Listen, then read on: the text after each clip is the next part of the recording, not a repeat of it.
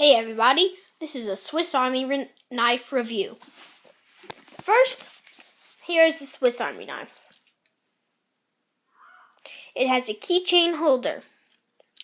It has, right here, a toothpick. If you pull it out, a corkscrew, right here, the main knife, which is really sharp, the little knife, which is also sharp,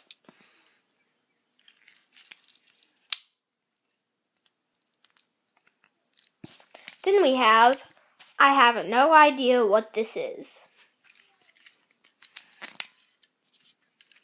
And then we have another, I have no idea what this is.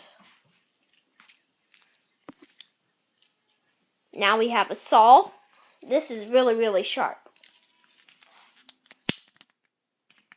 And then we have scissors.